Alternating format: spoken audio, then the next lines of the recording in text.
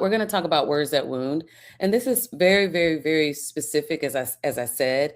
This is pretty significant for me, again, because I am Dr. Regina. I'm a board certified psychiatrist and lifestyle medicine provider, but I'm also a mom of two who are neurodiverse, including at least one who's on the autism spectrum.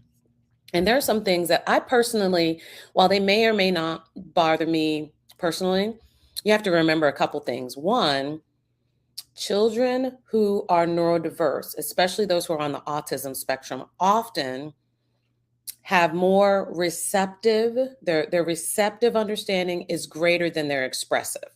What does that mean? I can understand more than I can say outside of my mouth.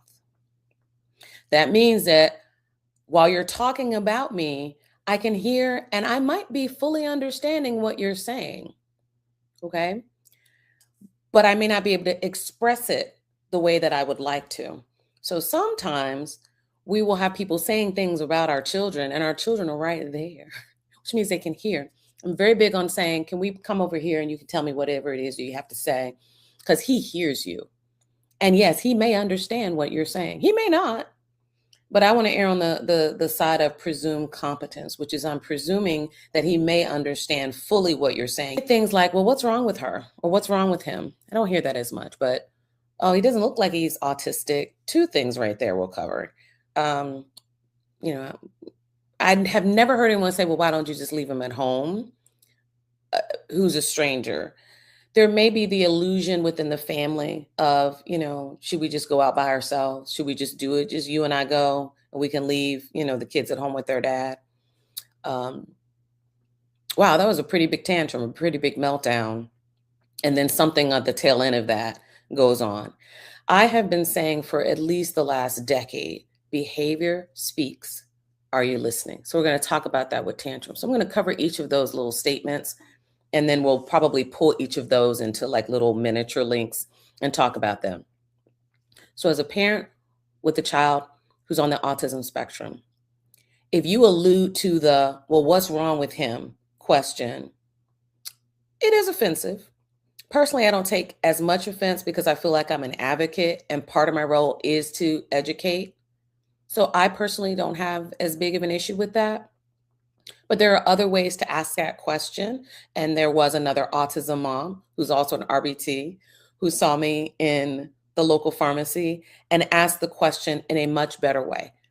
Don't ask what's wrong with him or her. Oh, is your child on the spectrum? In a very polite, positive way. Oh, is your child on the spectrum? Like, that's a cool thing? Like, is your child an honor student at such and such school? Yeah, he is. Oh, okay. I thought so. He reminds me of my son. My son's also on the spectrum. That's a positive way to say it. The way that she asked me, the way she said it was in a very positive way. I had no problems with it. And if you have that question, that's one way that you could ask, especially if your follow-up question or your follow-up statement is going to have something to do with praising the child, praising you and the work that you're doing with your child, or just in general giving encouragement or even sharing resources. I've had people ask in that way and share resources. Love it.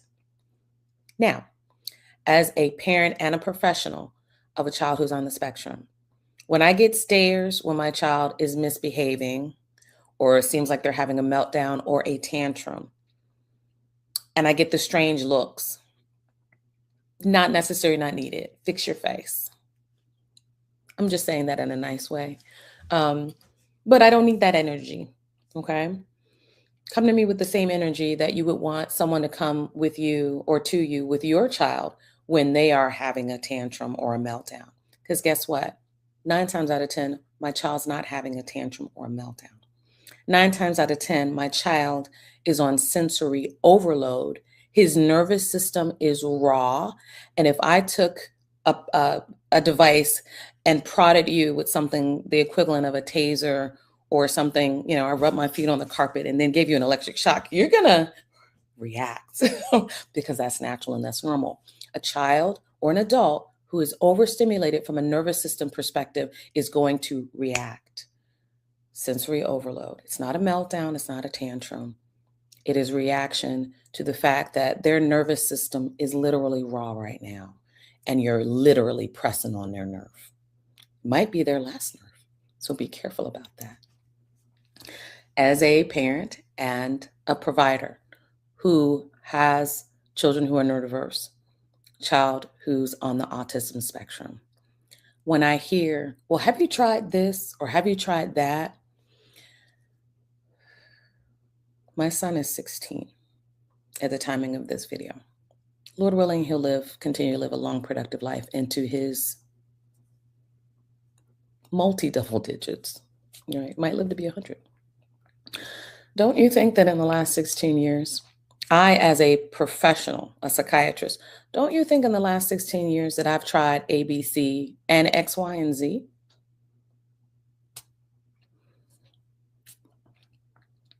Likely I have. So it is somewhat hurtful and discouraging when you say, well, have you tried? I know you're trying to be helpful, and I know you're probably saying it from a place of love, but find another way to say it. Okay, let me give you some options. Oh, I'm also a parent of someone that has a child on the spectrum, and I've used XYZ, and this really worked wonders for my child. I can receive that. And I've given that same thing. When a parent has shown that they're okay for that unsolicited advice. And I've often asked, are you okay if I share something about my journey?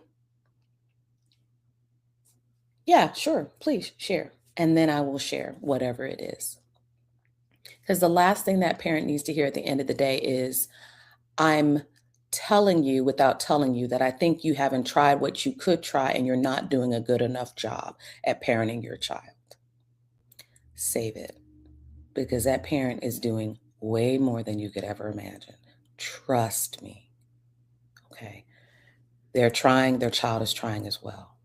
And you asking just outright, well, have you tried this or tried that? You need to do this or you need to do that. Not only is it unsolicited advice, it's just rude.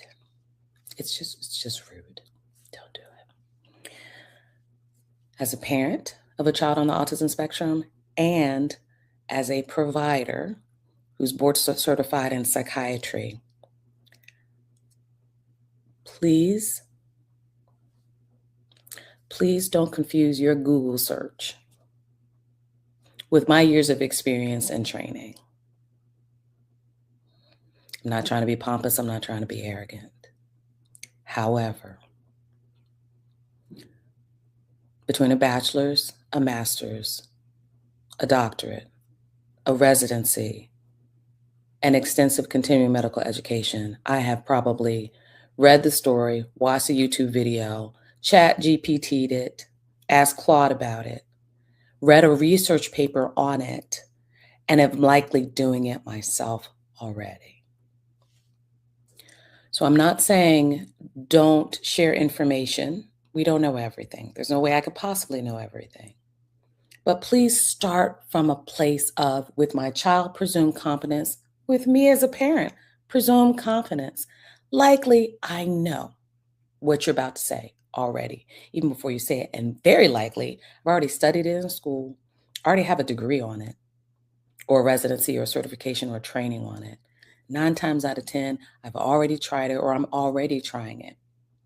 So when you come to a parent who has a neurodiverse child or child that behaves just a little bit differently than the way that you think they should act, please be humble when you approach them, right? Come with some humility, because that parent has probably already been there, done that, and may have not only the t-shirt, but the duffel bag and the sweat towel to go along with it. Okay. Now, this is one of the last things that I will say, and this is a personal pet peeve. And it's a true statement. Let me start out by saying this is a true statement, and I value this statement so very much. However, I know God, I know my Jesus. I love my Jesus, and my Jesus loves me. But when you come with well-meaning religious or even biblical platitudes, be prepared to back it up with a little sweat equity. Okay. So when you say, well, you know what? God gave that child to you because you're a special parent. And I just applaud the work that you do. And that's why God gave it to you. I couldn't do it. That's why He didn't give me that child. He gave it to you. I appreciate that. That is true. That may be true. But then the sentiment is basically, well, you have all you need because God bless you equals everything you need for that child. That's not necessarily true. Okay. God does sometimes give you more than you can handle. He will do that, right? As a point of growth, challenging, um, proving you, preparing you. He does those things. But often, He will also give you people. We live in society, we are a social network. He also gives you people to help you carry the load. Even Jesus had somebody to help carry the cross with Him. Simon of Cyrene was right there. So please don't give me that, well, God gave you this special child because you and you alone should be able to take care of it. And thank God for what He did. I do, but appreciate when you give me a little sweat equity and help as well. So let me talk to the church for a moment. I love the members, the pastors, the lay people, the leadership of every church that I've ever had the blessed ability to attend. But I'm going to share something with you that is incredibly important to me. And this is for every minister, pastor, teacher, nursery person, usher, trustee, leadership. I'm going to say it again, pastor, trustee, especially your deacons, deaconesses, your missionary, your evangelist, whatever you call it. Please develop a heart for people with different abilities. Please develop a heart. And this could be a whole nother stream, and we will have a whole nother talk. But while I'm on this vein and while I'm experiencing what I'm experiencing, clearly you can see that I have a passion for this. If your church, place of worship, has more than 2 members, you have enough to start a disability ministry.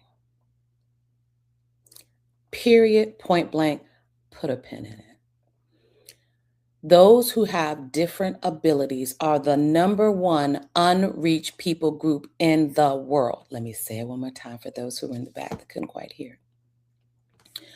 Those who have a different ability or disability, who are neurodivergent, neurospicy, neurosparkly, they are part of the number one unreached people group in the world, not the US, not Norway, not Canada, not Australia, not the entire continent of Africa or the entire continent of Asia, the world.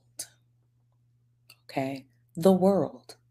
Which means that if you are trying to grow your ministry, if you're trying to spread the gospel, if you're trying to tell people about the relationship and the love of the work that you do in your faith belief system, if you develop a disability ministry, a special needs ministry, a neurodivergent ministry, you will be on the fast track to reaching a huge group of people worldwide. Please don't tell me your ministry is global and you don't have a disability ministry. I don't have time for it. I don't believe it. I don't receive it. I don't have time for it. Jesus's priorities were on reaching the lost. He said, if you're a physician, if you're healthy, if you're well, you may not need what I have for you in this moment, right? Before the cross.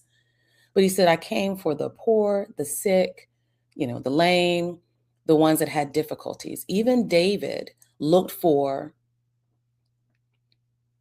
Mephibosheth so that he could honor Jonathan and Saul. He looked for anyone of that house. And when he found that Mephibosheth was a part of the house, didn't care if he was lame or whole. I want you at the table. There should always be a seat at the table for people with different abilities. Miss me if you disagree. You can shut the TikTok off. You can go ahead and end the Instagram and the Facebook and the LinkedIn, wherever you guys happen to be. Okay? Miss me with that because it's biblical. Okay. And I don't want to hear, we need more time. We need one of my very, very good friends, one of my favorite people who has a child who's on the autism spectrum.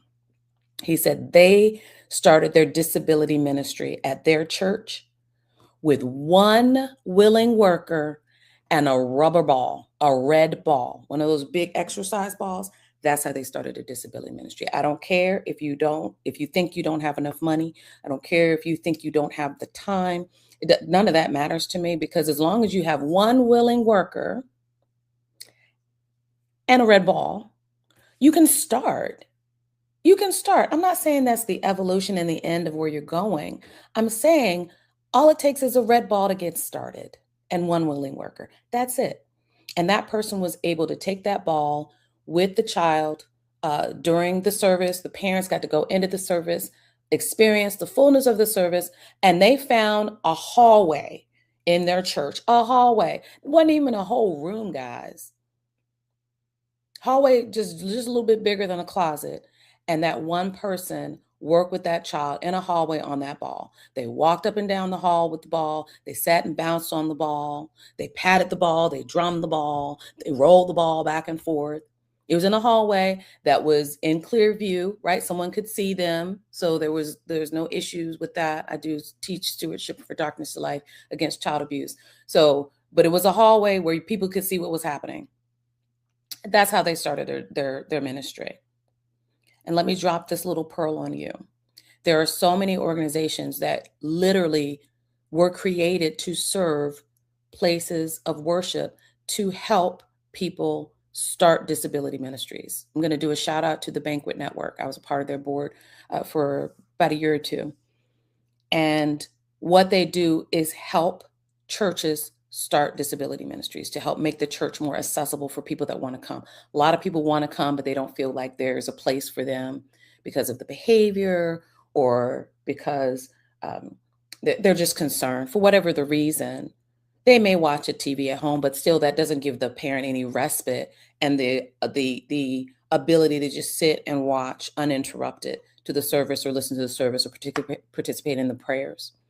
You don't need a lot. Literally, you go to the website, it has a whole bit of information, whole series of information. Again, the Banquet Network. I think it's the tbn.org or something like that. But the Banquet Network, you go there, it gives you a whole series of information. It takes you module by module, step by step to build a ministry. But let me tell you where it starts. It starts with a made-up mind. It starts with a desire. It starts with a willingness to be brave. It starts with a willingness to do. It starts with a willingness to care. Okay? That's what it starts with. That's what it starts with. And again, it can evolve, it can move on, it can do other things, but that's where it starts. I was going to say, hope that wasn't too rough for you guys, but honestly, you can see how much I care about how rough that was, right? Jesus turned over some tables, y'all, when the commerce interfered with people having access to him. I haven't turned a table over yet. Time may come. Let's see how long I keep living and what other things that I get to introduce to. But I'm just going to give a very quick recap of the last portion of what I said, because I gave a pause for each of the other ones so we can split things out and share that. If you are a place of worship, please stop using the excuse that we don't have XYZ to start a ministry that's going to impact the number one most unreached people group in the world. If you've got one willing worker and a giant rubber ball, you can start. You can start. And from there, it can continue to grow. I served on the board of the Banquet Network. Look them up. Look at their information. You don't even have to, they will come to your church and do consultations and help you set everything up, right? Even if it's via tele. But go to the website and just look through so that you can see what you can do. Because you can do something, right? You can do something. And you can do something to ease the burden, the strain, the wound that a family who is working with a person with a different ability is dealing with right now. The only reason not to do it is because you just don't want to. You just don't have the heart to. And if that's the case, if that's how you feel, that's cool. That's cool. I'm not mad at you. Not everybody has a heart to do the right thing. Now, Jesus, on the other hand, that's between you and him. And that's all I have to say about that. So I want you all to have a very blessed day on purpose. Y'all take care over here.